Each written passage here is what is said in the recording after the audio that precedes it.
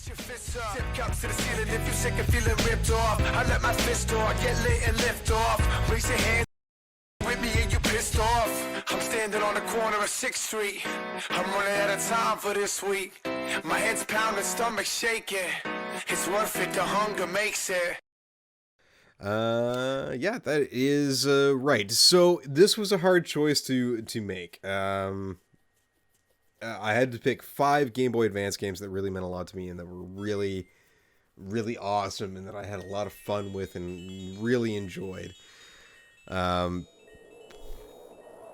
games that I sunk the most time into, the games that I actually spent the most effort in going through and whatnot, and that I really loved. And the other thing it came down to with this list, the only other 2 games that would have kind of hit on this were Monster Rancher Advance and what am I thinking here? Link to the Past for the Game Boy Advance. So I had to make a decision because Link to the Past was a remake and it wasn't a new, unique game. I decided to say, you know what, let's not go with that one. Even though I did spend so many hours onto that. And then it came to Monster Rancher Advance versus this one, and I had to make the decision that overall I had a more satisfying experience from Sonic Advance than I did Monster Rancher Advance. This for me was this kind of hip new addition. It is played right toe-to-toe with my favorite GameCube game at the time, which was Sonic Advance 2, or Sonic Adventure Battle 2. God, I loved that game so much, and it was on the GameCube. This game and that game interacted together with the Game Link cable, with the Chow Garden, so I could do things back and forth between them. It was just so much fun. It was interactive between those 2 games. I just really enjoyed it. So in terms of a unique experience, that's the game that managed to lead onto this list. So I'm going to do an honorable mentions after this, but yeah, this is the game that we're going to play for just a few minutes here. Something I loved about it right out of the gate, you can play as multiple characters. There's other unlockables as well. This was something I was used to right at the gate with the other one. And then there was this bonus of this was the first time since the Game Gear that I was playing Sonic handheld, and it was gorgeous. It was it looked so good, and like it felt so good too. Like this felt like a Sonic game.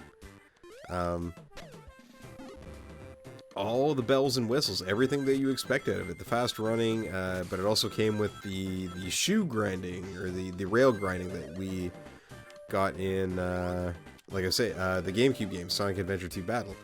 Whoop, shut spot. You can do it. There we go. Yeah, and this is what I mean. It's like all the fun of a Sonic game, just like in the palm of your hand. And just so satisfying.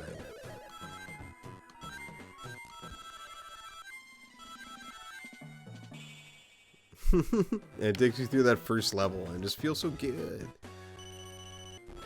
And yeah, this was the time when they'd come out with the new cartoon. Now that I watched a whole lot of that,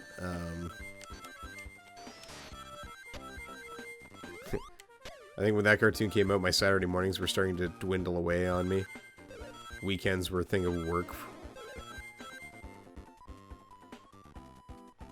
Where's that boss? Give me that boss. Still got a shield. Can't remember what we're going up against. But it'll be shenanigan-y.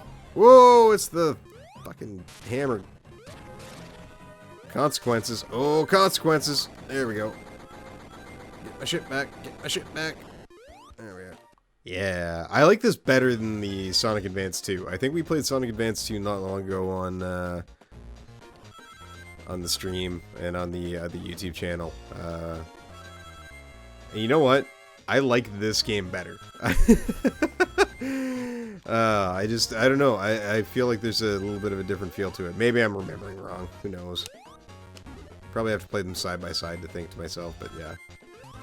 But it's the joy of, it's when you get one of your favorite games in the palm of your hand. And that's something that recently I'm really starting to appreciate.